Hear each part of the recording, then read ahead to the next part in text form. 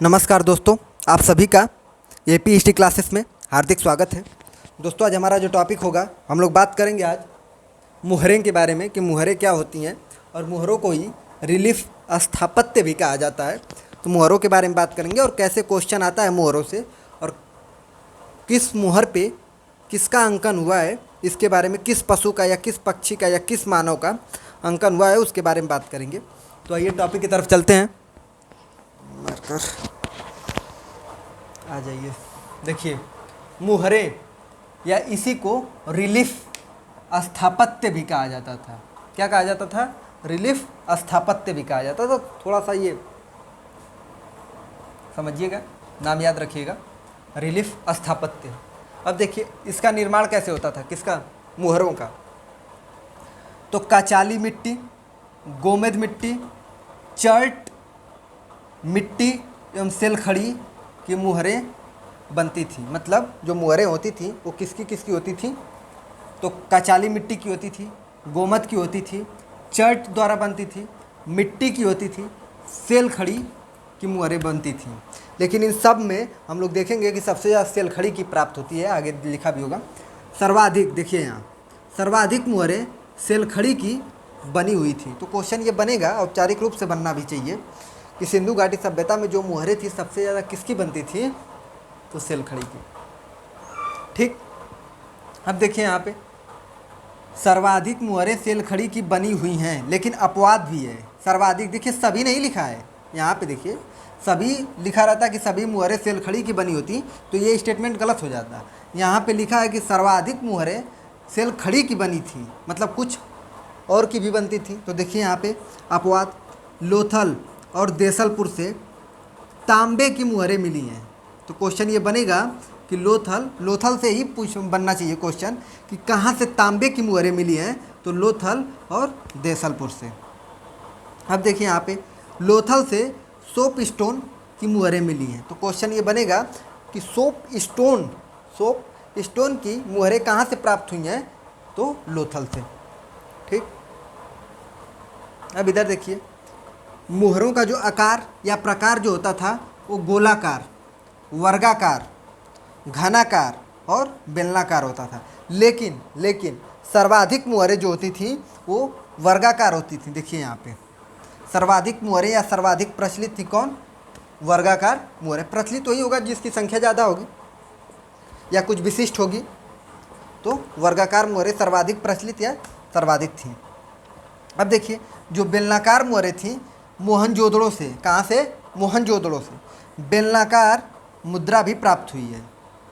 तो पूछेगा क्वेश्चन कि सिंधु घाटी सभ्यता के किस स्थल से बेलनाकार मुद्रा प्राप्त हुई है? तो उसका नाम है मोहनजोदड़ो। ठीक। अब देखिए, मुहरों की प्राप्ति है, मुहरों की प्राप्ति मोहनजोदड़ो से सबसे ज़्यादा 68%। तो क्वेश्चन ये बनना भी चाहिए और बना भी है पीसीएस में कि सबसे ज़्यादा मुहरें कहाँ से प्राप्त हुई हैं। आईएएस में भी बना हुआ है ये क्वेश्चन। तो कहाँ से प्राप्त हुई हैं? बोलिए, मोहनजोदड़ो से। देखिए, हड़प्पा से कितना प्राप्त हुई हैं? तो 19%। और अन्य जगहों से कितना प्राप्त हुई हैं? तो 13%। तो इसमें आपको दो याद रखना है कि मोहनजोदड़ो से सबसे ज़्यादा प्राप्त हुई है। बस एक ही याद रखिए कि मोहनजोदड़ो से सबसे ज़्यादा, और नॉलेज के लिए 19% हड़प्पा से और जो बचा वो अन्य जगहों से। ठीक। अब देखिए, मेसोपोटामिया, बात हो चुकी है मेसोपोटामिया के बारे में। मेसोपोटामिया से सीजे गैड, एक इतिहासकार हैं, मेसोपोटामिया से सीजे, भूगर्भशास्त्र भी है, मेसोपोटामिया से सीजे गैड ने सैंधव सभ्यता की 30 मुहरें प्राप्त की। तो क्वेश्चन ये बनेगा कि मेसोपोटामिया से 23 मुहरें या मेसोपोटामिया से मुहरें कौन प्राप्त किया था? तो 4 व्यक्तियों का नाम होगा, एक उसमें ये रहेंगे, सीजे गैड। अब देखिए, मुहरों की विशेषताएं क्या थी? मुहरों की विशेषताएं क्या थी? ठीक।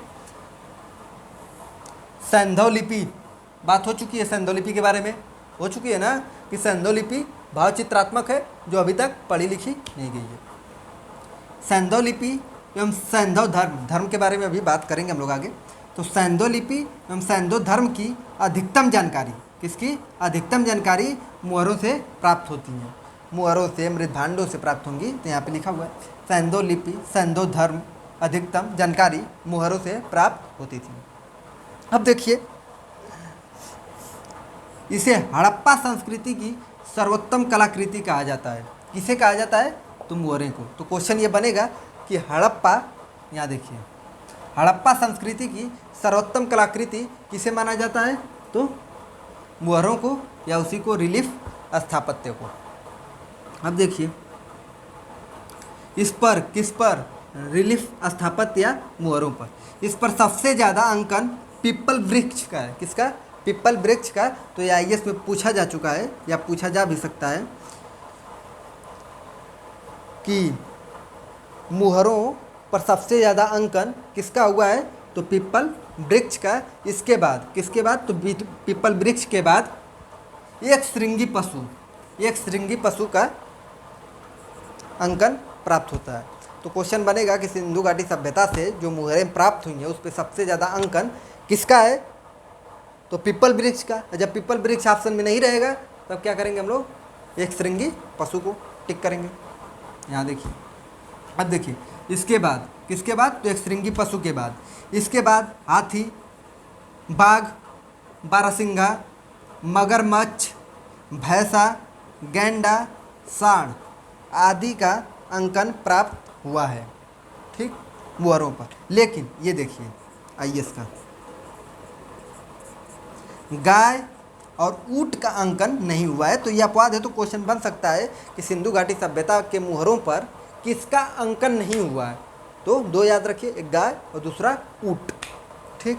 अब देखिए यहाँ पे मुहरों का इस्तेमाल क्यों किया जाता था, प्रयोग क्यों किया जाता था? तो इनका प्रयोग व्यापार वाणिज्य के लिए होता था। तो ये भी IAS का है, ठीक। मुहरों का प्रयोग किस लिए किया जाता था? तो व्यापार वाणिज्य के लिए किया जाता था या होता था। तो ये रहा हम लोग का मुहरें, मुहरों के बारे में विस्तार से बात हुई, ठीक। और इसमें से देखिए, जैसे हम लोग बात कर रहे थे एक श्रृंगी पशु, पीपल वृक्ष, जब धर्म के बारे में पढ़ेंगे तो वहाँ पे फिर से एक बार ये चीज़ें आएंगी, क्या पीपल वृक्ष की पूजा कैसे करते थे, एक श्रृंगी पशु क्या होता था, तो उसके बारे में हम लोग बात करेंगे नेक्स्ट वीडियो में, ठीक। तो मिलते हैं फिर दोस्तों नेक्स्ट वीडियो में। धन्यवाद।